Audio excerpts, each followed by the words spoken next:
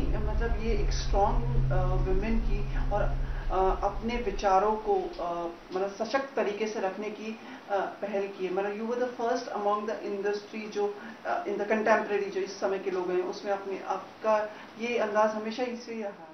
ये मेरे लिए बहुत ज़रूरी भी है मेरा एक्टिविज्म सुमित जी, बिकॉज मैं बहुत ही पेट्रियार्कल एटमॉस्फेयर में बड़ी हुई, हरियाणा में बड़ी हुई, तो इतनी अपॉर्चुनिटीज़ उस टाइम में जब मैं बड़ी हो रही थी लड़कियों को नहीं दी जाती थी। So I think it is very important for me, मेरा एक्टिविज्म जो मेरी फेम है, to use it for a good cause for women's rights.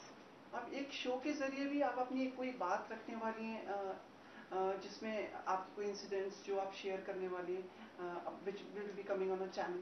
Ji, Z5 के साथ एक मैंने एपिसोड किया है ऑन माई स्टोरी, और वो एपिसोड एक ट्रू लाइफ इंसिडेंट है where I was being harassed by a stalker.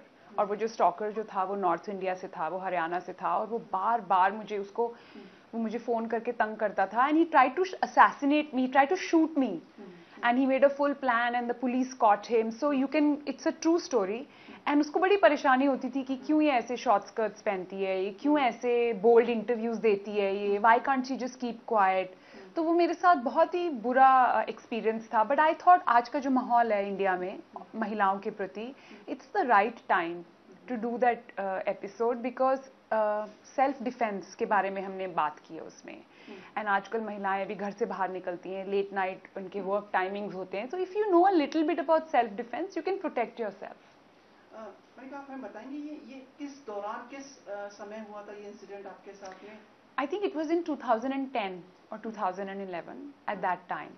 उस दौरान हुआ था ये, जब आप फेम वगैरह में थी, and that time it yes yes.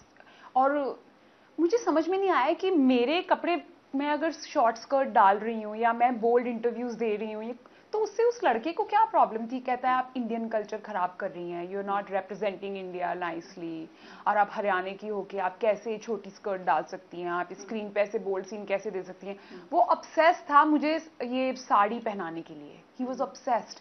तुम साड़ी क्यों नहीं पहनती, पल्लू क्यों नहीं अपने सर पे लेती, जो भारतीय नारी होती है वो ऐसी ही रहती है, वो ऐसी ऐसी बातें करता था। तो it is so twisted to me, no, because सोच अच्छी होनी चाहिए। आप कैसा लिबास पहन रहे हैं उसके, you can't be judged for that, judgment नहीं होनी चाहिए उस पर। तो ये जो एपिसोड है, ये जो आप कर रही हैं, इसमें मतलब रिक्रिएशन है, टॉक शो है, या किस तरह से इस episode we have recreated exactly what happened with me. और बहुत टफ था शूट करना, क्योंकि उन्हीं to go through those feelings again.